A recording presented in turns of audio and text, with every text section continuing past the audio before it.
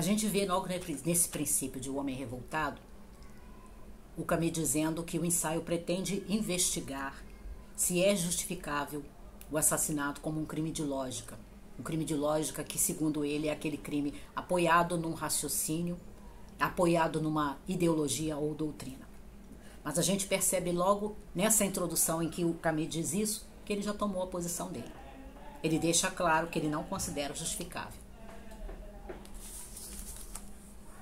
Aí, mais adiante, ele começa a falar dessa experiência do absurdo que o homem tem, da falta de significado da vida, e que isso pode levar, num primeiro momento, o homem a não dar importância a nada, nem a sua vida, nem a dos outros, e que a única coisa que deve imperar é a lei do mais forte. Ele vai mostrar isso mais adiante quando ele falar da negação absoluta, que ele vai exemplificar na obra do Sade, por exemplo, que é aquela obra que leva a pessoa a destruir os outros daquela maneira mais perversa possível, porque o único valor é o do mais forte, né? E a única coisa que o homem tem para fazer é se dar prazer, até que ele chegue a destruir a si mesmo, porque é isso que a negação absoluta vai levar.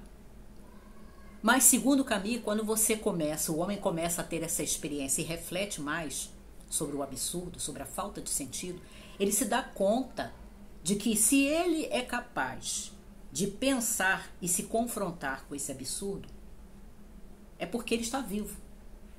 Então, o suicídio já não é justificável. Ele vai falar sobre isso no ensaio dele de 1942, O Mito de Sísifo. E o assassinato também não vai ser justificável, porque a sua experiência, a experiência do ser humano, do homem, com o absurdo, é a experiência que todos os outros homens têm. Que pensam também, que têm um raciocínio também, como eu mesmo. Aí ele vai definir, né? Mais adiante ele vai definir pra gente o que seria esse homem revoltado e de onde é que ela surge. Ela surge de uma descoberta da dignidade humana. Quando, por exemplo, no caso do escravo e do seu senhor, quando o seu senhor exagera em alguma coisa, o escravo, por fim, vai dizer que já basta, que aquilo ali já é demais. E essa seria o momento que, segundo ele, surge a revolta, que é o homem perceber que há limites, né?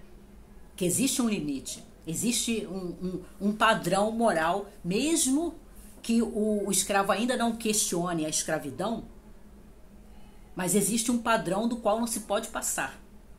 Essa conscientização iria nascer a revolta, que aí ele vai colocar que a revolta passa por etapas, e a revolta metafísica é basicamente essa revolta da criatura contra o Criador, que ela só pode surgir no cristianismo, com o advento do cristianismo, porque é com o cristianismo que a gente tem claramente a definição de um Deus pessoal e que é completamente distinto das suas criaturas.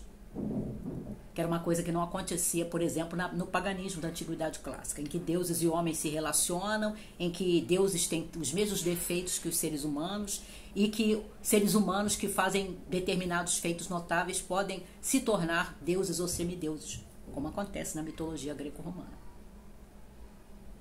Enquanto o cristianismo ainda não é questionado nas suas doutrinas básicas, como a divindade de Cristo, Deus que sofre conosco, né, que sofre por nós, ainda não eclodiu essa revolta metafísica. É quando, no século XVIII, começa a haver esse questionamento da divindade de Cristo, em que Jesus de Nazaré se torna um homem muito bom, mas não Deus. Um homem muito bom que é inocente e que o Criador permite que ele sofra injustamente. E aí a gente tem a negação absoluta na visão do Sade, né? A lei do mais forte, em que eu destruo os outros porque eu tenho poder para isso, e por fim acabo destruindo a mim mesma. Ou seja, é uma revolta que, como o Camus coloca, é um beco sem saída, não tem solução nenhuma. A revolta que ele chama de a revolta da pose, que é a revolta dos dandies, né, do movimento romântico, em que aqueles que são inimigos de Deus são transformados nos primeiros heróis do romantismo, como acontece com a figura de Satã, por exemplo, na poesia do William Blake. Até que a gente chega no século XIX, segundo Camus, com o primeiro escritor de peso, que é o Dostoiévski, com a obra Os Irmãos Karamazov, em que a revolta metafísica realmente eclode naquele sentido de que um dos personagens, que é o Ivan Karamazov, que representa o raciocínio, que representa a inteligência, a atividade cognitiva, se revolta contra o Criador porque ele não suporta o sofrimento dos inocentes. Ele não suporta ver e saber da morte de uma criança. Mas o próprio Ivan, nesse seu raciocínio, ele acaba se perdendo. Porque enquanto ele diz que ele tem um sistema moral que está acima do Criador, peraí, se o Criador não obedece a esse sistema moral, então é porque provavelmente ele não existe. Mas no momento que eu digo que ele não existe, qual o padrão moral que eu tenho? De onde é que poderia vir um fundamento do que é certo e do que é errado? Daí a famosa frase em Os Irmãos Karamazov, de que se Deus não existir, tudo é permitido. E é por isso que o Ivan vai enlouquecer no final do livro. Segundo Camus, o Dostoiévski é o primeiro a colocar claramente, no século XIX, que a revolta deve levar à ação. Não é uma revolta para você fazer pose, né? Se revoltar contra o mundo, mas não fazer coisa alguma, como acontece na chamada revolta dos dantes, né? Que é a revolta que ele chama, que é a revolta do movimento romântico, dos artistas românticos. E nem aquela revolta da negação absoluta que a gente vê no Sade no século XVIII, que é a lei do mais forte. E aí a gente vai ver no resto do livro, né, nas próximas partes, sobre os outros tipos de revolta a partir dessa revolta metafísica que deve levar à ação. Coloquem nos comentários o que vocês acharam, o que vocês querem comentar, tá?